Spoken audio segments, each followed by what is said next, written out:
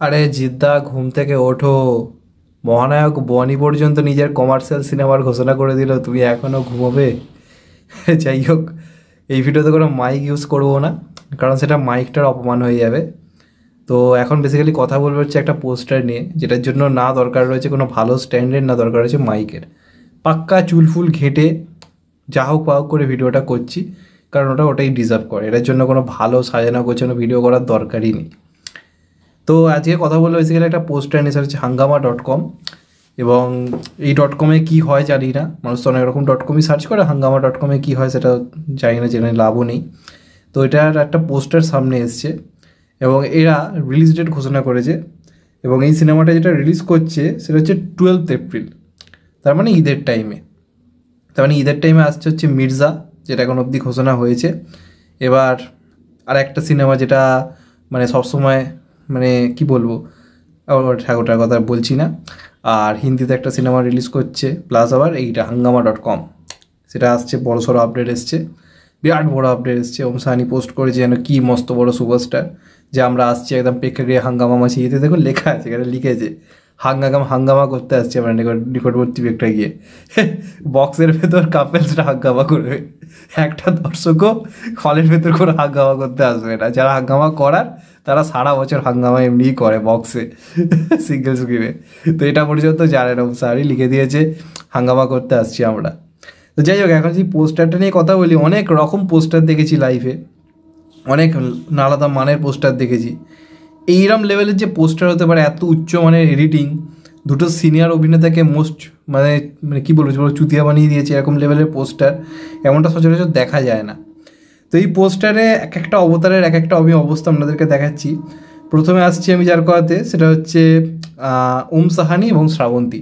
দেখুন শ্রাবন্তী ভালো করে দেখুন, দাঁত কেলিয়ে ওম সাহানির দিকে আঙুল করে রেখেছে। তার মানে কি বলতে চাইছে, যে এই ছেলেটা সারা কদিন আগে বিয়ে করেছে, সংসারটা ভালো চলছে, চলো এর সংসারে একটু আগুন লাগিয়ে দিই, এরকম ধরনের একটা রিয়াকশান দেখুন নিচে নিজে বেঁধে রেখেছে ওম সাহানিকে।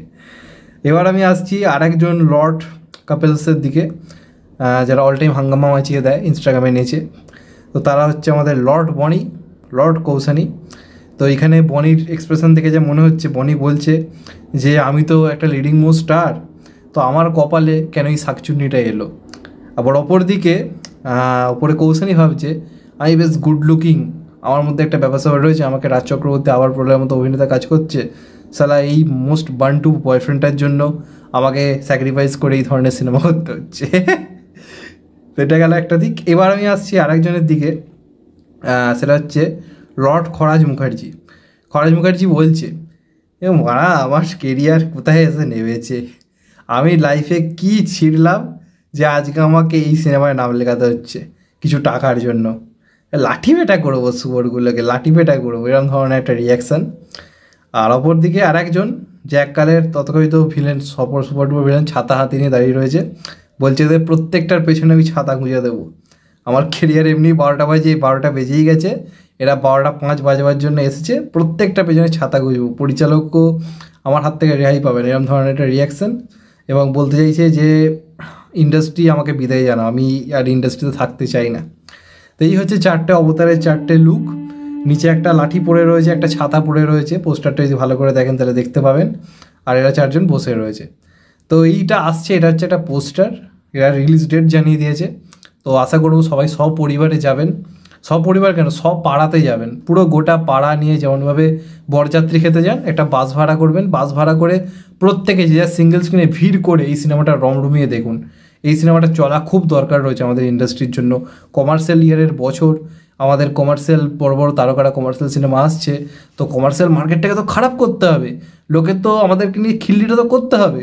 তো আছে ওম সাহানি, আছে বনি, তারা মহানায়ক, তো তারা আসছে নিজেদের উদ্যোগে বাংলা কমার্শিয়াল সিনেমার 12টা 5 বাজাবার জন্য, তৈরি হয়ে যান, এটাই বলার ছিল। যাই হোক, ভালো থাকবেন সবাই, টেক কেয়ার, নমস্কার, আবার দেখা হবে। এখন তো ভাই টেক কেয়ার, সবাই ভালো থাকবেন, সুস্থ থাকবেন, নমস্কার। এই ভিডিওতে সাবস্ক্রাইবার চাইলাম না, কারণ এই ভিডিওতে যারা সাবস্ক্রাইব করবে তারা হচ্ছে ওমের ফ্যান, তারা হচ্ছে বনির ফ্যান। তো তাদেরকে আমার শতকোটি প্রণাম, তার মানে তাদের ইচ্ছে হলে সাবস্ক্রাইব করো, নাহলে করো না, এটাই বলা ছিল। ভালো থেকো সবাই, টেক কেয়ার, নমস্কার, আবার দেখা হবে, ভালো থেকো সবাই, টেক কেয়ার।